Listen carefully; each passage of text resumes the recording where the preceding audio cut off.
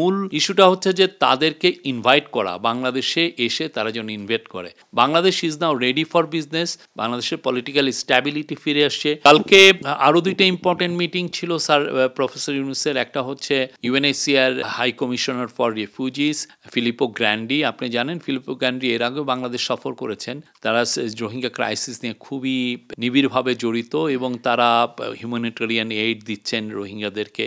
খুবই ভাইটাল, তাদের যে কাজগুলো খুবই ইম্পর্টেন্ট এবং ভাইটাল। তো মূল আলোচনাটা ছিল যে কিভাবে বাংলাদেশের সাথে ওরা আরও নিবিড়ভাবে কাজ করতে পারে রোহিঙ্গা ক্রাইসিস নিয়ে। এবং আপনি জানেন যে বাংলাদেশ এই বছরই একটা বড় রকমের একটা ইন্টারন্যাশনাল কনফারেন্স করতে যাচ্ছে এবং এই ইন্টারন্যাশনাল কনফারেন্সে ইউএনএইচসিআরও থাকবে এবং তারা বলেছে যে তারা ফুললি কোঅপারেট করবে এবং আমরা আশা করছি 170টার উপরে দেশ এটায় জয়েন করবে। আমরা প্রফেসর ইউনূসের কথা হচ্ছে যে পুরো রোহিঙ্গা ক্রাইসিসকে আবার গ্লোবাল যে ফোকাসে নিয়ে আসতে হবে, গ্লোবাল ম্যাপে নিয়ে আসতে হবে, গ্লোবাল যে ইস্যুগুলো আছে মেইন ইস্যু সেটার সামনের সারিতে নিয়ে আসতে হবে। দেখাতে হবে যে এটা কত বড় একটা ক্রাইসিস, কত বড় একটা হিউম্যানিটারিয়ান ক্রাইসিস এবং এটা কেন, এটার সলিউশনটা খুব ইম্পর্টেন্ট। তো সেই ক্ষেত্রে ফিলিপো গ্র্যান্ডি বলেছেন যে উনি হেল্প করবেন।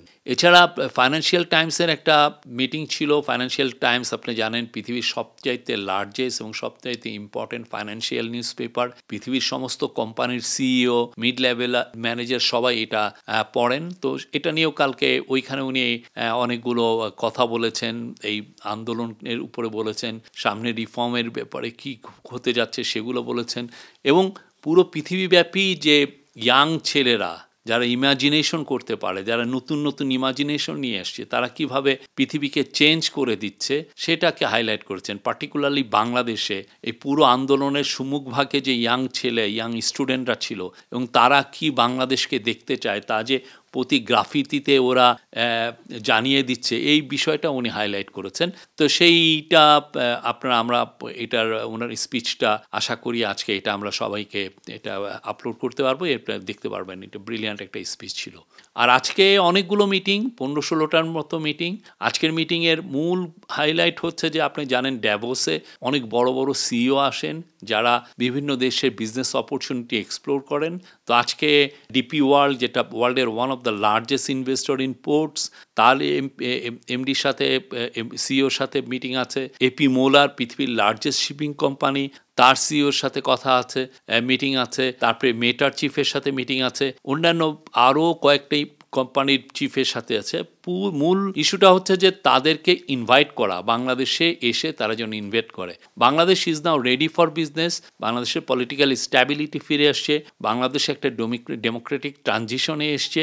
বাংলাদেশের ল অ্যান্ড অর্ডার সিচুয়েশন এখন পারফেক্ট।